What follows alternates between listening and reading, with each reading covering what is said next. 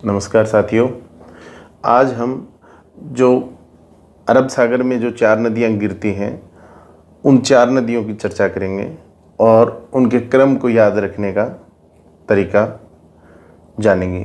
देखिए, ये सबसे उत्तर में है साबरमती, फिर है माही, फिर है नर्मदा और ताप्ती।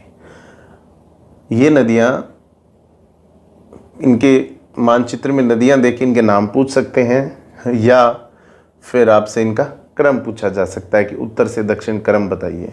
तो दोनों ही तरीके में आपको ये आना चाहिए। मैं आपको इसके लिए सिंपल वर्ड बताऊंगा, आप उसको याद रखें हमेशा। उसका नाम है समानता। अगर आपके समानता शब्द याद रह गया तो इन चारों नदियों का उत्तर से दक्षिण का क्रम याद हो जाएगा। समानता शब्द याद रखने से देखिए क्या होगा। से साबरमती, ठीक है, साबरमती। माँ से समानता में दूसरा जो शब्द है अक्षर है माही शब्द बन गया। न से नर्मदा और ता से ताप्ती।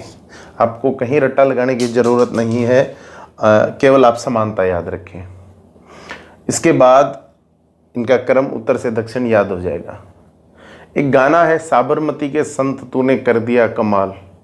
वो साबरमती का संत गांधी जी को कहा गया है। तो साबरमती नदी के किनारे गांधीनगर। अब इन 4 नदियों में ऐसी कौन सी नदी है जो 2 अक्षर की बनी है? 5, 2, 3, 2.5 यानी 2 अक्षर की नदी है, वो है माही। माही नदी है, वो 2 अक्षर की बनी हुई है। तो माही नदी कर्क रेखा को 2 बार काटती है। माही नदी कर्क रेखा को 2 बार काटती है।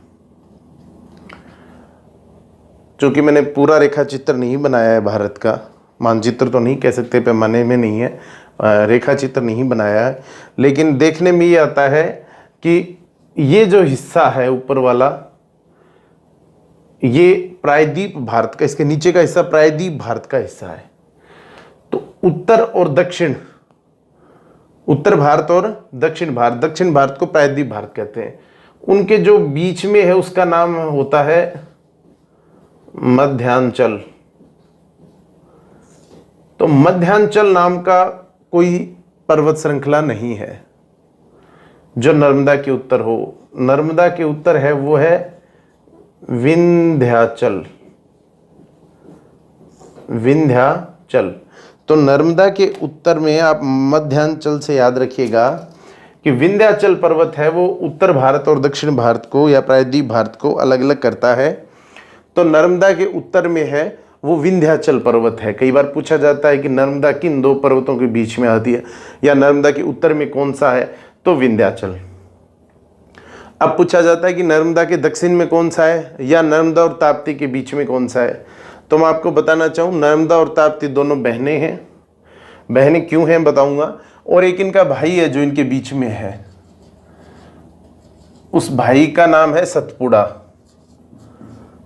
उस भाई का नाम है सतपुड़ा। समानता और सतपुड़ा, आप जो भी शब्द इसका अल्टरनेट लेना चाहें वो ले सकते हैं। सतपाल याद रख सकते हैं, कुछ भी याद रख सकते हैं। तो नर्मदा और ताप्ती के बीच में है वो है सतपुड़ा। इन दोनों नदियों को बहन इसलिए कहा गया है कि ये दोनों नदियां पश्चिम की तरफ अरब सागर में गिरती हैं प्रायद्वीप भारत से। प्रायद्वीप भारत से अरब सागर में गिरने वाली सबसे लंबी नदी है वो है नर्मदा। ये दोनों नदियां डेल्टा नहीं बनाती, इसलिए इनका स्वभाव एक जैसा है, डेल्टा नहीं बनाती, इसलिए इनको दोनों को मैंने बहन सिस्टर बोला है।